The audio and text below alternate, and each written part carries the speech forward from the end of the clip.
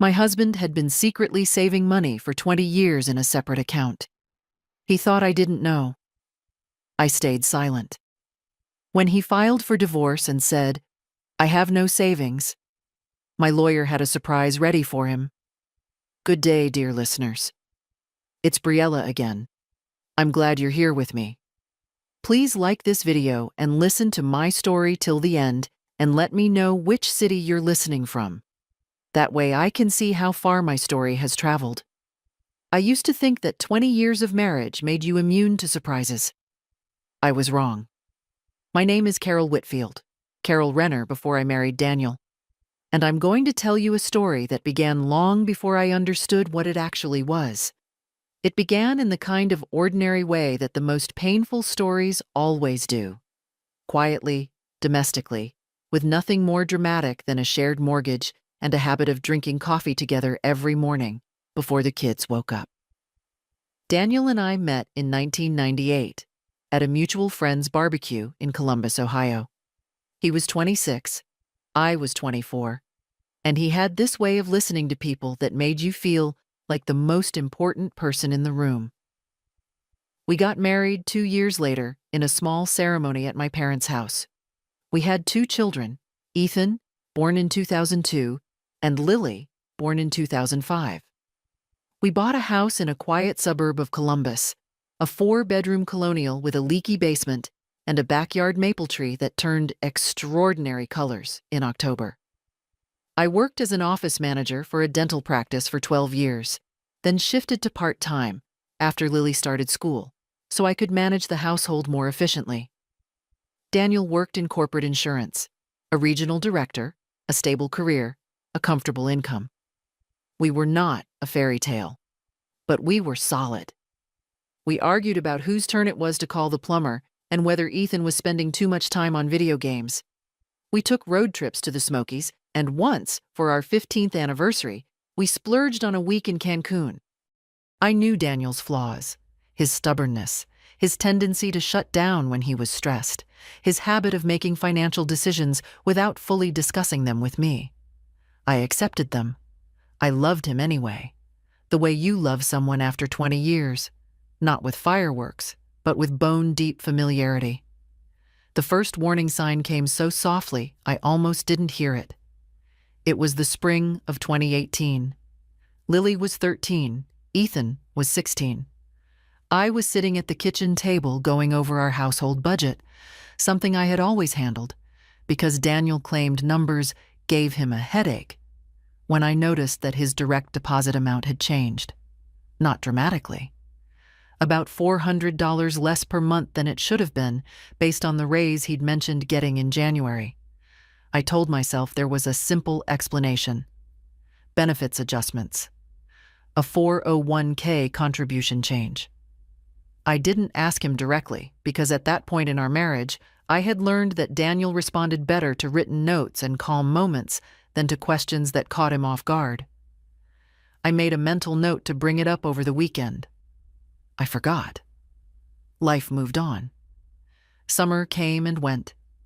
Then, in November of 2019, I was looking for a document in Daniel's home office, a receipt for a furnace repair I needed for a warranty claim, and I found a bank statement tucked inside a manila folder beneath a stack of old tax returns.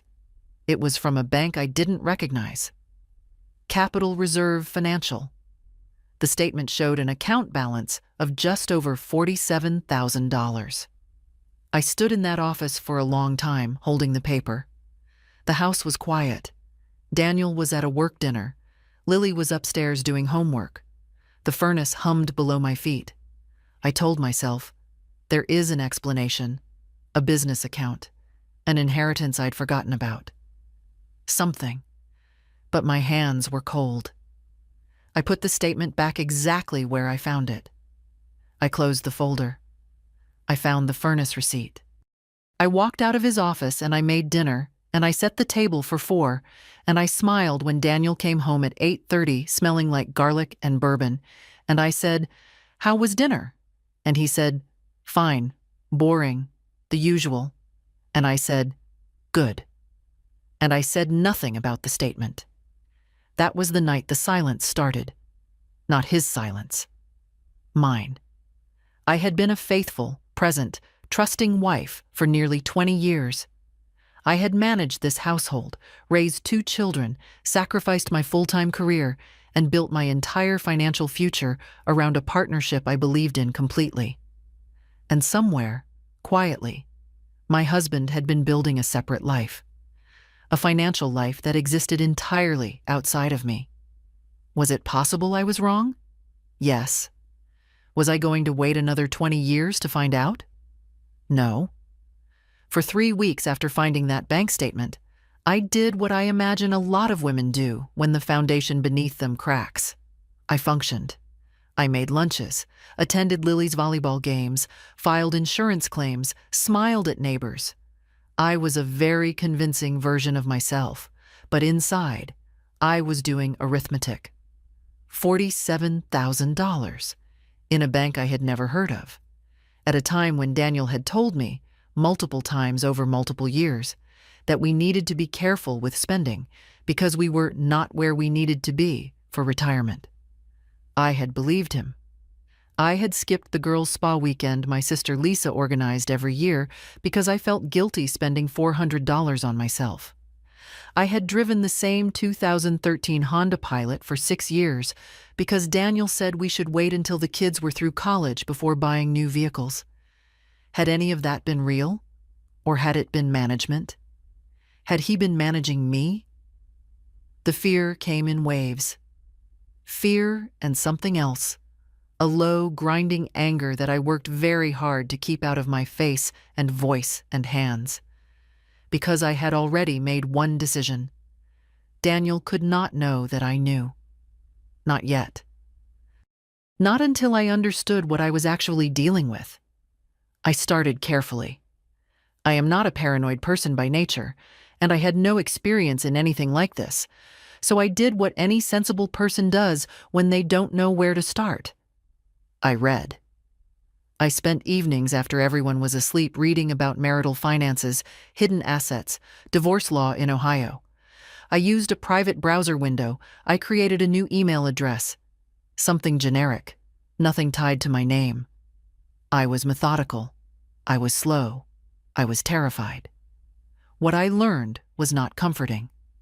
Ohio is an equitable distribution state, which means that in a divorce, marital assets, money earned or accumulated during the marriage, are supposed to be divided fairly. The key word is supposed to. Hidden accounts, undisclosed assets, financial concealment. These things happen in divorces more than most people realize, and they are notoriously difficult to uncover without professional help. The $47,000 I'd seen was from a single statement, dated 18 months earlier. The account could hold far more by now, or there could be other accounts entirely. I thought about confronting him. I rehearsed the conversation in my head 100 times. Daniel, I found a bank statement. What is Capital Reserve Financial? Why is there $47,000 I didn't know about? And every time, in my mental rehearsal, his answer was the same. Calm, reasonable, slightly wounded. Carol, I was saving it as a surprise. Carol, it's for the kids' college. Carol, I didn't think I needed to tell you about every single account. He was good at that, at making me feel like the unreasonable one. He had always been good at that. So I did not confront him. Instead, in January of 2020, I called a friend. Her name was Patricia Oakes, Patty, and she had been through a divorce 8 years earlier. A difficult one, involving a business dispute with her ex-husband. She was the most pragmatic person I knew. I met her for coffee at a Panera Bread 15 minutes from our house on a Tuesday morning when both kids were at school and Daniel was at work, and I told her what I had found. She listened without interrupting, which was unusual for Patty. When I finished, she put down her coffee cup and said, Carol, you need a forensic accountant and a divorce attorney. In that order. And you need to do it before he does anything. I don't know that it means anything yet, I said. She looked at me. It means something. I drove home slowly that day. through the gray January streets of Columbus, past the elementary school where Ethan and Lily had once learned to read, past the park where Daniel and I had walked every Sunday for years. I sat in my driveway for 11 minutes before going inside. By the time I unlocked the front door, I had made my decision. I was not going to panic. I was not going to confront. I was not going to cry or beg or pretend. I was going to prepare. I started documenting everything that week. Quietly, carefully, without drama. Every bank statement I could access, photographed on my phone and emailed to my new address. Every financial document I came across in the normal course of managing the household. Credit card statements. Tax returns going back 7 years. Mortgage documents. Investment account summaries. I built a private digital archive, encrypted, stored on a cloud account Daniel had no access to. I did not yet know exactly what I would do with all of this, but I understood one thing clearly. When the moment came, and I had begun to believe, in a cold and settled way, that a moment was coming, I was not going to be caught unprepared. 20 years of underestimating myself was enough. I hired my attorney on a cold Thursday morning in February of 2020, 2 weeks before the world changed and everything went remote and strange. Her name was Margaret Holloway.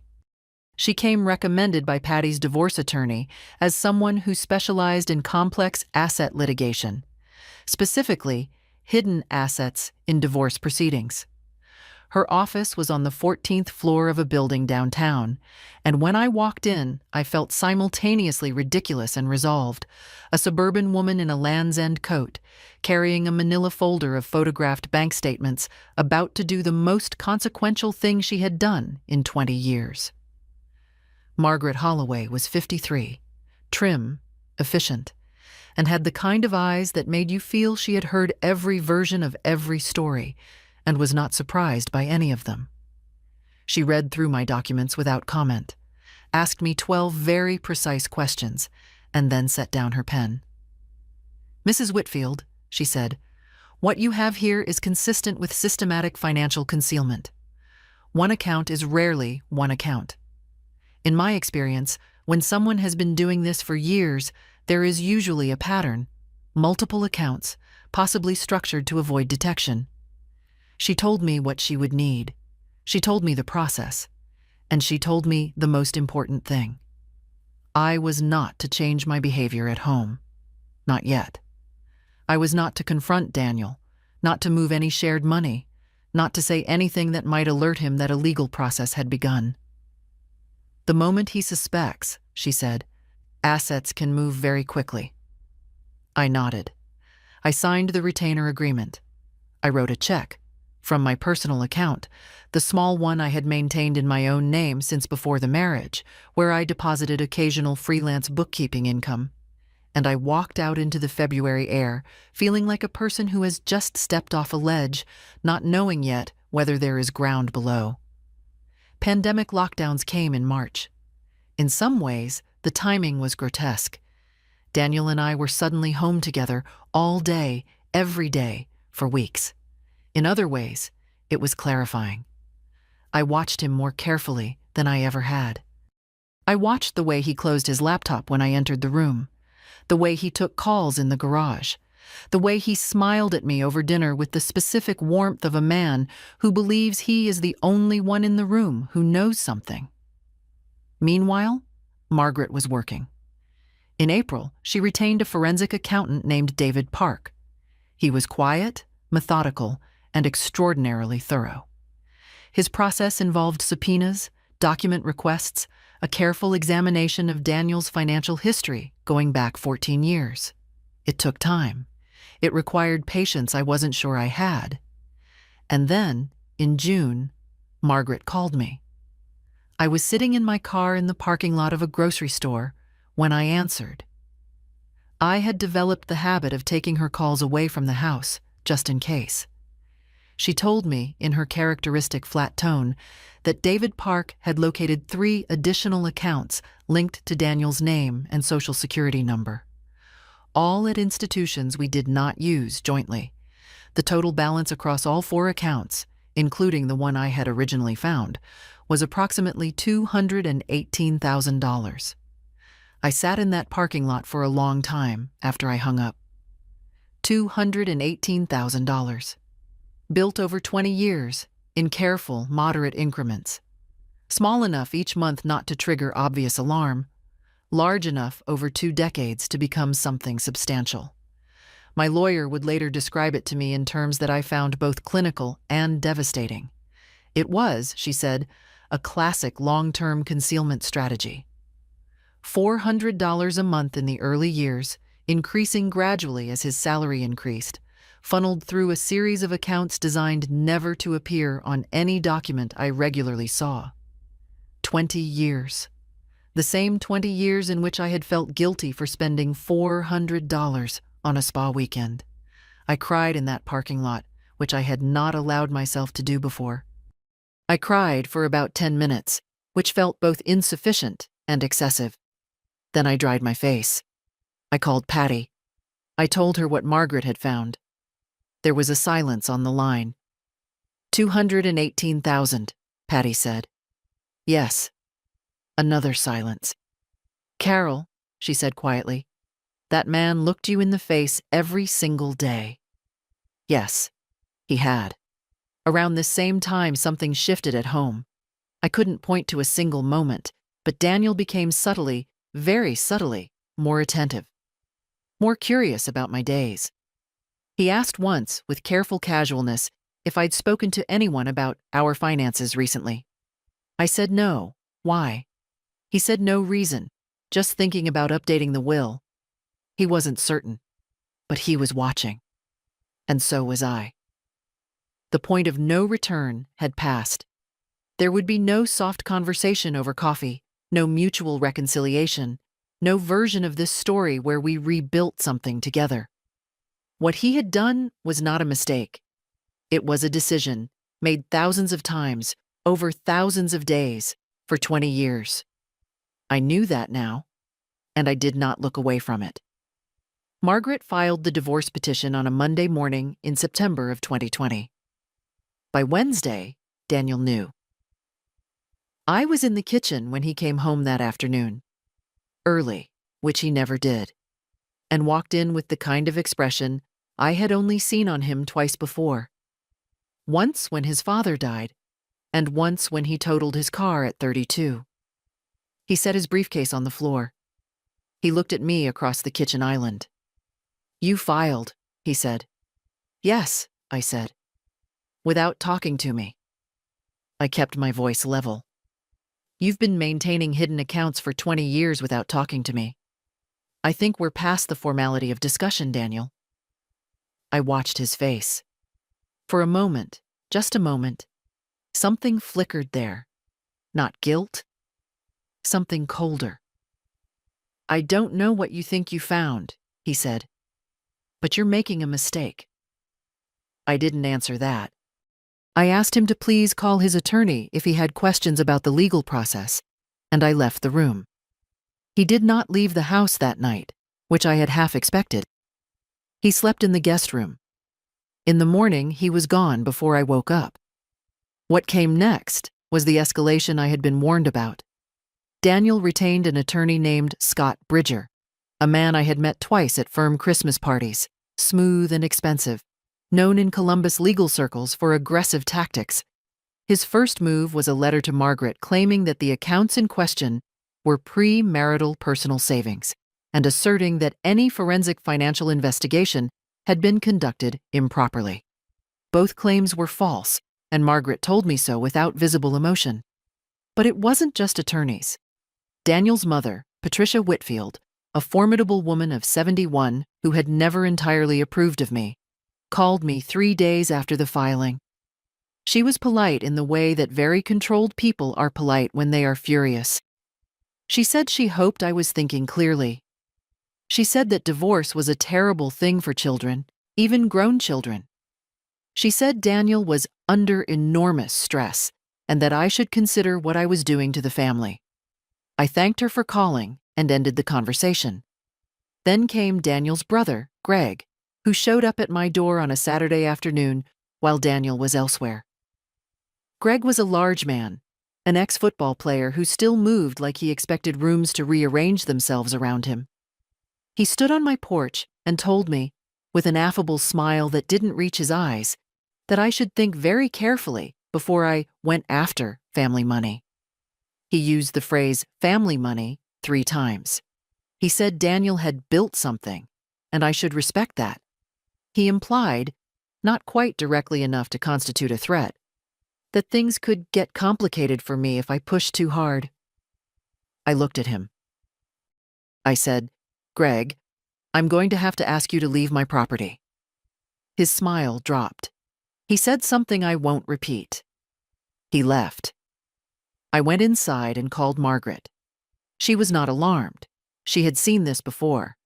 She sent a letter to Scott Bridger documenting the visit and characterizing it as potential witness intimidation. That letter cooled things considerably. The visits stopped. The calls from Daniel's family became infrequent and then ceased. Daniel himself retreated into a formal, lawyerly distance, communicating only through Bridger, avoiding direct conversation. Which was, in fact, what I wanted. By October, I was tired. Not defeated, tired. There is a difference. I was tired in the way that a person gets tired when they have been holding something very heavy for a very long time and the end is not yet visible. I took 4 days off. Not off from the case, that continued in the background, but off from performing composure. I drove to my sister Lisa's house in Cincinnati. We sat on her back porch in the warm October evenings, and I told her everything. She listened, and she was angry on my behalf, which helped. We cooked together. We watched terrible movies. I slept 9 hours a night. I came back to Columbus steadier than I had left. I had one very clear thought. I was not going to let 20 years of silent theft be resolved with anything less than full accountability, whatever it took. The offer came in November, delivered through Scott Bridger with the kind of language that was designed to sound reasonable. Daniel was prepared, the letter said, to settle. He was willing to split the joint marital assets, the house equity, the shared savings account, the joint investment portfolio, down the middle. He was offering what he framed as a generous arrangement. Carol would receive the house, provided she bought out his equity over time, plus half of what he characterized as disclosed joint assets. The hidden accounts were not mentioned. Not one word about $218,000. I read the settlement offer sitting at my kitchen table on a gray November morning, with a cup of coffee going cold beside me. I read it twice. I recognized what it was. An attempt to close the case before our forensic evidence could be formally introduced in proceedings. A clean exit from Daniel's perspective. He would sacrifice the jointly visible assets, the ones he couldn't hide, and walk away with $218,000 that I was supposedly unaware of, rebuilt and intact. I set the letter down. My first instinct was, I'll admit, a complicated one. There was a version of me, the version that had spent 20 years keeping the peace, managing conflict, choosing quiet over confrontation, that recognized the appeal of just ending it, taking what was offered, moving on. I let that version of myself sit for approximately 30 seconds. Then I emailed Margaret. Her response came within 2 hours. This offer does not reflect the full marital estate. We decline and proceed. 3 words. We decline and proceed. I had them printed and taped to the inside of my kitchen cabinet, where I would see them every morning when I took out my coffee mug. Daniel's team went quiet after that. Bridger sent no further communication for nearly 3 weeks. I imagined, and Margaret later confirmed this was likely, that they were reassessing, trying to determine how much we actually knew and whether proceeding to discovery would expose more than they wanted exposed. They were watching, waiting to see if I would crack. I did not crack. But I will tell you honestly that maintaining that stillness was one of the hardest things I have ever done. Because there were nights when the fear came back. Not the fear of losing, but a deeper fear. The fear that comes from realizing that the person you slept beside for 20 years was, in some fundamental way, a stranger. That the intimacy you believed in was conducted in parallel with a hidden arithmetic you never knew was running. It was loneliness of a very specific kind, and it required a very specific antidote. I found it, partially, in people. Patty remained constant, a pragmatic, bracing presence who had been through her own version of this and had come out the other side. She had coffee with me every Tuesday, and she did not let me catastrophize. She also did not let me minimize. She was, in the language of our friendship, exactly calibrated. But I also needed something more structured. In December, I joined a divorce support group, a small, private one, organized through a therapist named Dr. Nina Caldwell, who worked with women going through high-conflict divorces. We met in a community center meeting room, 6 of us, on Wednesday evenings. I was initially resistant to the idea. I was not, I told myself, the kind of person who sat in a circle and talked about her feelings. I was wrong about that, as I had apparently been wrong about several things. The women in that room had nothing in common with me on the surface. Different ages, different backgrounds, different circumstances. One had discovered her husband had a second family. One was recovering from a coercive control situation that had lasted 11 years. One was a 60-year-old physician whose husband had quietly spent her retirement savings. But we had in common something essential. We had each spent years trusting someone who had not deserved it, and we were each, in our different ways, in the process of choosing ourselves. I did not talk much in those early sessions, but I listened, and what I heard, slowly, was the sound of women who had been diminished and were re-expanding, carefully, deliberately, irreversibly. By January, I was talking. By February, I was laughing again. Real laughter, the kind that surprised me. Daniel could watch and wait as long as he liked. I was not going anywhere. It was a Sunday afternoon in March when Daniel appeared at the door. Not through his attorney, not with a letter. In person, standing on the porch of the house we had shared for 16 years, with a container of pasta from that Italian place near his mother's that I had always liked. His hair was neater than it had been in months. He was wearing the navy sweater I had given him for Christmas 3 years ago. The choice of that sweater was not accidental. I understood that immediately, the way you understand the grammar of someone you have lived beside for 2 decades. He had worn it deliberately, the way you deploy a shared memory, softly, sideways, hoping you won't notice the calculation behind it. I stood in the doorway and looked at him. "I thought we could talk," he said. "Just us, like people." I had been advised by Margaret to avoid substantive legal conversations with Daniel outside the presence of counsel. I told him this. "I'm not here to talk about lawyers," he said. "Carol, 20 years. Don't we owe each other at least a conversation?" I let him in. I know some people reading this will wonder why. Here is why. I wanted to hear it. I wanted to see, with my own eyes and ears, who he was now. Not who I had believed he was, but who he actually became when he thought he might be losing. We sat in the kitchen. He set the pasta on the counter. He did not attempt to serve it. He talked for a while about the kids, how Ethan had noticed the tension, how Lily had cried on the phone to him last week. That part landed. I won't pretend it didn't. I felt it in my chest, the specific weight of it, the way guilt about your children presses differently than any other kind of guilt.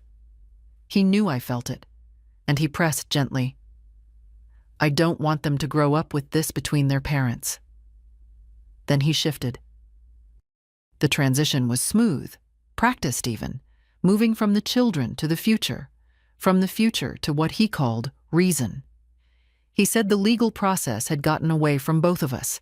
He said attorneys made things adversarial by design, that it was in their financial interest to extend conflict. He said he and I had always been capable of solving our own problems. Had we? I thought about that while he spoke. Had we, actually? Or had I solved our problems alone, quietly, while he ran a separate calculation I wasn't supposed to see? Then he said he was willing to come to a new arrangement. Something fair. He used the word fair 4 times in 1 minute. He said he understood I had concerns about some of the finances, and he wanted to address those directly, as adults, without it becoming a legal war. What I'd propose, he said, leaning forward slightly, is that we step back from the current proceedings. Take 60 days, let both sides take a breath. Work something out between us. I looked at him. And the accounts? I said. A pause, very brief. What accounts are those, Carol? There it was. He was not here to reconcile. He was here to discover how much I knew, to deliver the children as leverage, and to offer me a 60-day delay, during which, I understood this with cold clarity, assets would move. Money would travel. Accounts would be restructured, transferred, possibly offshore. 60 days was not a cooling-off period. It was an escape window.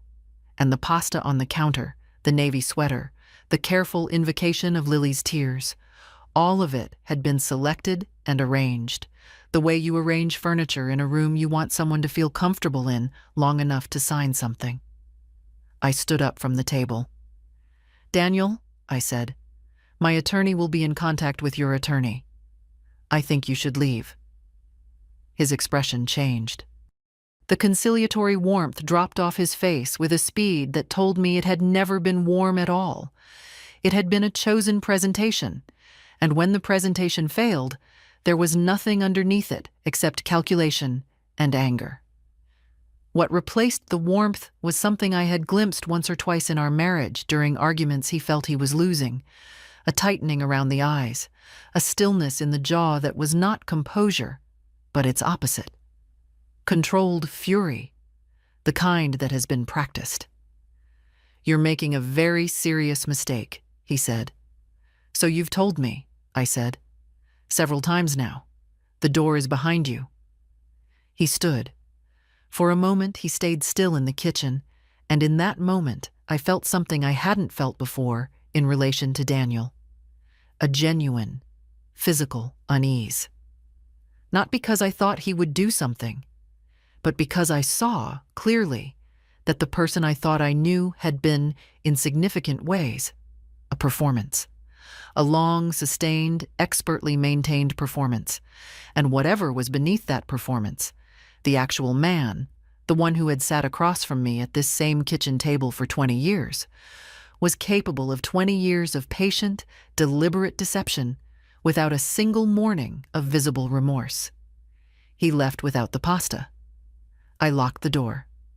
I stood in the kitchen for a few minutes, alone, in the particular silence that follows a confrontation.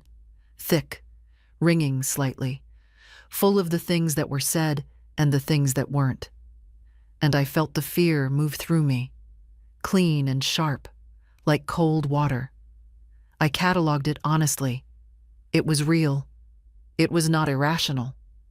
I had just looked directly at what I was dealing with, and what I was dealing with was a person who had deceived me for 20 years with complete fluency, and who was now, with equal fluency, attempting to maneuver me out of accountability I had spent 2 years working toward. That was frightening. I allowed it to be frightening. Then I breathed. Then I called Margaret and told her exactly what had happened, in sequence, with as much detail as I could provide. She was quiet for a moment. Good, she said. That's actually very good for us. Attempted direct contact, an indirect reference to accounts he had officially denied knowing about. A request for a suspicious 60-day delay. All of it documented now, all of it on record, All of it one more thread in the fabric of a case that was becoming, with each passing week, harder and harder for Daniel to unpick. The fear was real. I won't romanticize it. But it had a quality I had come to recognize over the past year. It moved through me and left something harder behind. Something that had been building, layer by layer, since that November night in his office when I held a bank statement I wasn't supposed to find. Whatever Daniel thought I was, the manageable, accommodating woman he had lived beside for 20 years, the woman who felt guilty about spa weekends and drove the same car for 6 years and asked no difficult questions. I was no longer that. And he was about to find out exactly what I had become. The deposition was scheduled for a Tuesday morning in April. It was held in the conference room of Margaret's firm, a clean, neutral space with a long table, a court reporter in the corner, and large windows that looked out over the Columbus skyline on an overcast spring morning. I had driven there alone, deliberately. I had not wanted company in the car, had not wanted conversation or comfort, or someone else's anxiety layered on top of my own. I wanted the 20 minutes of highway to be mine, quiet, contained, final. By the time I pulled into the parking garage and turned off the engine, I was ready. Not calm in the way people mean when they say someone is calm before something difficult. Ready in a different way, the way a door is ready to open. Daniel arrived with Scott Bridger. I arrived with Margaret. We sat across from each other at that table for the first time in months, and I looked at my husband of 20 years, and I felt, with a clarity that surprised me, almost nothing. Not hatred, not grief, just attention. The focused, particular attention of someone who knows exactly what is about to happen. The first hour was procedural. Bridger was skilled, I'll give him that. He had coached Daniel carefully. Every question Margaret posed about finances was met with some variant of the same performance: measured confusion, careful hedging, the implication of a man who was cooperative, but simply could not account for every administrative detail of 20 years of financial life. The accounts? Daniel had held certain personal savings accounts, yes, but he believed they had been mentioned in the asset disclosure. He would need to check with his financial advisor. The amounts?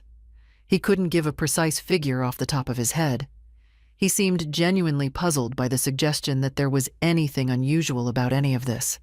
He was very good. I sat across from him and watched him perform uncertainty, and I thought, this is what 20 years looked like from the other side. Then Margaret opened the folder.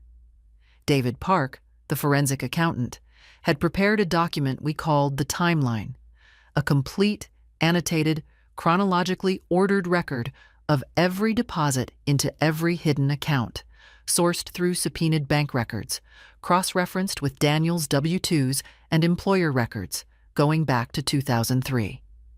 It was 67 pages long. It showed not just the accounts and the balances, but the pattern, the discipline of it, the consistency, the systematic way in which Daniel had routed money in amounts carefully calibrated to avoid detection. David had also included a supplementary chart, a single page, clean and devastating, that showed year by year the growth of the hidden accounts laid directly alongside the years in which Daniel had told me we needed to be careful with money. The two lines ran in opposite directions, his savings going up, my freedoms going down, on one page, in ink. Margaret placed the document in front of him and turned to the first flagged page. "Mr. Whitfield," she said, "I'm showing you Exhibit 14. Can you describe the Capital Reserve financial account ending in 4471? Daniel glanced at Bridger. Bridger gave the smallest possible nod. "That's a personal savings account," Daniel said. "Can you tell me when it was opened?" A pause. "I'd have to check. The subpoenaed records indicate it was opened in March of 2003. Does that sound right?" "Possibly. And can you tell me what the source of the initial deposit was?" Another pause, longer this time. "I don't recall exactly. The records indicate the initial deposit was made via a wire transfer from your employer's payroll account, routed through a secondary checking account not disclosed in your financial affidavit.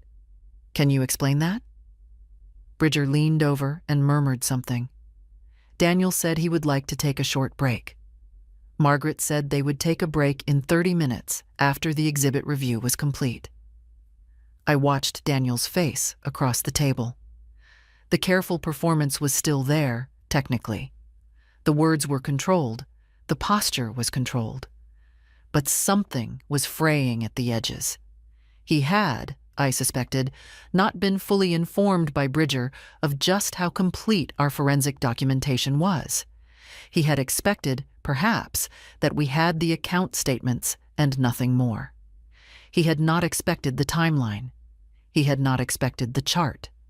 And he had certainly not expected the 43-page supplementary exhibit that David Park had compiled separately, a document that cross-referenced Daniel's own expense reports, his mileage reimbursements, his bonus structures, and demonstrated with quiet mathematical precision exactly how each additional income stream had been systematically redirected into accounts that bore his name alone. Every raise he had ever received, every bonus, every year of increased earnings, all of it accounted for, all of it visible, nothing hidden anymore. Page by page, exhibit by exhibit, Margaret walked through 17 years of systematic concealment. Every account, every transfer, every year in which Daniel had told me, in one form or another, that money was tight. Every year in which the hidden accounts grew. By the time we reached Exhibit 31, a particularly damaging sequence showing a significant transfer made 2 weeks after I had declined to take a vacation I couldn't afford, Daniel's composure had developed visible cracks. His jaw was set. His answers had become monosyllabic. Bridger was writing notes furiously. And then Margaret asked the question she had been building toward for 2 hours. Mr. Whitfield, in your sworn financial affidavit submitted to this court, you stated, and I quote, "I have no additional savings or investment accounts beyond those disclosed herein." Was that statement accurate? A silence fell over the conference room. The court reporter's fingers were still. Daniel looked at his attorney. Bridger looked at the table. Daniel looked back at Margaret. "I may have been incomplete," he said at last. Margaret let the silence sit for one full moment before she moved to the next exhibit. May have been incomplete. 20 years, $218,000, 4 hidden accounts, 67 pages of forensic documentation, a chart showing his savings rising as my choices shrank. And the best his attorney could give him, after all of it, after all that careful, patient, 2-decade construction, was, may have been incomplete. I did not smile. I did not look at him with triumph. I simply sat in my chair with my hands folded on the table, and I waited for the next question, and the one after that, and the one after that. I had waited 20 years. I could wait a little longer. The formal ruling came in late June, 3 months after the deposition. Margaret had told me not to expect speed. Family court in Ohio operates on its own calendar, and complex asset cases, especially those involving forensic accounting testimony and concealment claims, took time. I spent those months in the particular limbo of someone whose fate has already been determined by events she set in motion, but who must wait for the mechanism to complete its work. I waited with a steadiness I hadn't known I possessed. There were mornings I woke at 5 a.m. with my heart going too fast, running the numbers in my head again as though repetition might change them. There were evenings when the house felt too quiet, and the quiet felt like exposure rather than peace. But I had learned, across the previous 2 years, something important about my own interior weather. I could feel the fear without becoming it. I could let it move through me and still choose, when morning came, to get up and go forward. That was not bravery in the cinematic sense. It was just the slow, daily discipline of someone who had decided not to quit. The court's findings were comprehensive. The judge, the Honorable Sandra Mares, a woman of deliberate precision who I had watched carefully during preliminary hearings, issued a 64-page ruling. Margaret called me the morning it was filed and walked me through it, her voice carrying something I had not previously heard in it: satisfaction. The ruling found that Daniel had engaged in deliberate and sustained financial concealment over a period of approximately 17 years. The 4 accounts, totaling, at the time of discovery, $226,000, having grown during the proceedings, were classified in their entirety as marital assets subject to equitable distribution. Because Ohio courts have discretion to consider financial misconduct in determining equitable distribution, and because the court found that Daniel's concealment constituted a significant breach of marital fiduciary duty, the distribution was not 50-50. I received 62% of the total marital estate. Let me say that again, because the first time I read it, I had to sit down. 62%. This included my full equity share in the marital home, which I was permitted to retain, 62% of the hidden account balances, 62% of the joint investment portfolio, and a spousal support arrangement that reflected the years I had reduced my professional participation to manage the household. Participation that, the court noted, had materially enabled Daniel's career advancement. The ruling went further than I had anticipated in one specific area. Judge Mares devoted 6 pages of her opinion to what she called the cumulative effect of financial concealment on the non-concealing spouse's autonomy. She noted with a precision that felt almost personal that Carol Whitfield had made documented career sacrifices, foregone personal expenditures, and operated under artificial financial constraints for years, constraints manufactured by her husband's deliberate choices. The spousal support figure was calibrated not just to present need, but to reflect those compounded losses. Margaret told me afterward that she had rarely seen a ruling address that dimension so directly. I read those 6 pages 4 times, not because I needed to, because someone had finally said it in writing, formally, on the record. The cost had been real. The cost had been mine, and it counted. Daniel's sworn affidavit, in which he had stated he had no additional savings or investment accounts, was referred to in the ruling as a material misrepresentation made under oath. Margaret informed me, quietly, that Bridger was advising Daniel on the potential perjury exposure, which was a separate matter entirely. The house would be mine. I would not be buying out his equity. The court's reallocation resolved that entirely. I sat in Margaret's office on a Tuesday afternoon and read the summary she had prepared, and I felt something move through me that was too complex to name simply. Relief was part of it. Vindication was part of it. Grief, still, for the life I had believed in. That too. And something else. Something harder and cleaner. The specific satisfaction of a person who did not give up when giving up would have been so much easier. Daniel's attorney filed an appeal notice within 10 days. Margaret told me, without visible concern, that the appeal had very limited grounds, and she did not anticipate a different outcome. She was right. The appeal was dismissed 4 months later. I remember the afternoon I got the call telling me the appeal had been dismissed. I was standing in the backyard of my house, under the October maple, the one that turned extraordinary colors every fall. The leaves were at their peak, orange and red, and a deep, burning gold. My phone was warm in my hand. The air smelled of cut grass and wood smoke from somewhere down the street. It was the kind of afternoon that in another life I might have walked inside from without fully registering. Just another October day, the kids at school, dinner to think about, Daniel due home at 6:30. But this was my life now, the one I had chosen and fought for and refused to surrender. I stood there for a long time, looking at the tree. 20 years I had looked at that tree from this yard.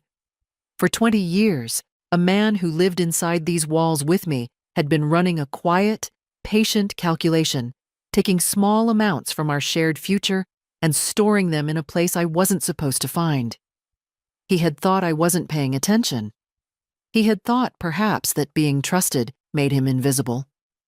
But the tree was still there. And so was I. And I had won. 2 years later, I was sitting on the porch of a house I loved with a cup of coffee I had bought with money that was entirely my own, watching the morning light move across the street where my neighbors were walking dogs and retrieving newspapers. And I thought, so this is what it feels like. It felt good, uncluttered. Like a room that has been emptied of something heavy you'd stopped noticing because it had been there so long. The absence of that weight was quiet and total. Not a dramatic relief, but a daily one, accumulating in small moments. The morning coffee, the unlocked door, the calendar that belonged only to me. I had kept the house, the colonial on the quiet street, with the leaky basement and the backyard maple. And I had fixed the basement. Properly this time, with a contractor of my own choosing, paid from my own funds, without any conversation about whether we could afford it. I repainted the living room a deep, warm terracotta that Daniel would have vetoed. I bought a new couch and a fabric I chose alone, on a Saturday afternoon with no one to consult. I replaced the kitchen faucet that had dripped for 3 years. I hung photographs I had always wanted to hang and took down the ones I had kept out of habit. Small things, but mine, entirely, uncomplicatedly mine. Professionally, I had gone back to full-time work. Not at the dental office, I had moved on. I took a position as a financial operations manager for a mid-sized healthcare company, a role that suited my experience and my particular skill set. I was good at tracking things. I was good at catching discrepancies. I was good at building systems that made concealment difficult. The irony was not lost on me. Not for a single day. My manager told me 6 months in that I was the most organized person she had ever hired. I went home that evening and felt something uncurl in my chest that had been wound tight for a very long time. Ethan was 22, in his last year of graduate school in Michigan. He had processed his parents' divorce with the pragmatic directness of young men who would rather fix things than discuss them. He called me one evening about 8 months after the ruling and said simply, "Mom, I think you did the right thing." And that had been enough. We talked every other week, long calls wandering from his thesis to basketball to what he was cooking. We were close in the solid, undemonstrative way of people who trust each other completely. Lily was harder. She was 19, and she felt things intensely, and then felt guilty for feeling them. We had worked through it, imperfectly and honestly, in conversations that were sometimes uncomfortable and always necessary. There had been months when she was cooler with me than I would have liked. Not hostile, just careful, rationing her trust while she worked out where to place it. She came back on her own terms, the way she had always done things. She was in her second year of college in Cincinnati, calling me most Sundays. We had a trip planned to New York that summer, just the two of us, and she had sent me an itinerary full of art museums, a dim sum restaurant she'd read about, and a walking tour of Brooklyn. I had cried when she sent it. Happy tears, which I had missed more than I had known. I had also, in the spring of the previous year, begun seeing someone. His name was Mark, a high school history teacher who had come through a divorce, who cooked elaborate weekend breakfasts with genuine pleasure and had no interest in concealing anything from anyone. He told me early on that he thought honesty was the only interesting way to live. I had looked at him and thought, yes, exactly. That. I was not ready to call it the future, but it was good. Real and good, and without the low-frequency hum of hidden things I had apparently been living alongside for 20 years. I went to Dr. Caldwell's group for over a year. We celebrated each other's milestones and mourned each other's losses with the tenderness of people who understood exactly what the loss had cost. Then, one by one, we graduated.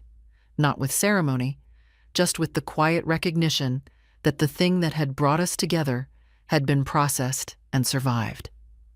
I still had coffee with two of the women monthly. We were rooting for each other. That too felt like something recovered. As for Daniel, I did not track him closely, and I want to be accurate rather than dramatic. What I knew from Ethan and occasional mutual acquaintances, received the way you receive weather reports about a place you no longer live, relevant enough to register, not close enough to alter your plans. The appeal's failure had damaged him, financially, professionally, and in the social currency of a city like Columbus, where reputation moves through networks quickly. The perjury exposure had been resolved without charges, but at substantial cost in legal fees, and, more durably, in the regard of colleagues who had followed the proceedings closely. The 62% reallocation had left Daniel with considerably less than he had anticipated, and the accounts he had expected to walk away with intact were largely gone, redistributed by court order into the marital estate he had spent 17 years pretending didn't fully exist. He had moved into an apartment on the east side of Columbus, not a punishment, just a reduction. He had been passed over for a regional VP promotion the legal proceedings had made complicated, and the opportunity had gone to someone else without ceremony. He was working, paying his bills, getting through his days the way people do when the life they constructed around hidden assumptions turns out to be less permanent than they believed. I did not feel triumphant. What I felt was something quieter and more durable. The recognition that consequences are real, that choices made in private over years do not stay private forever, that the comfortable distance between action and accountability that Daniel had relied on had not, in the end, held. His mother had not called me again. Greg had not reappeared on my porch. The family had contracted into a careful silence that told its own story. The maple turned orange and red in October, the same as always. I was there to see it. Coffee in hand, porch beneath my feet, morning light moving across a street that was mine to watch from now on. I was there, and I was well. And that was everything. If you had found that bank statement, what would you have done? Leave your answer below. And if this story found you at the right moment, subscribe. You're not alone. Thank you for listening.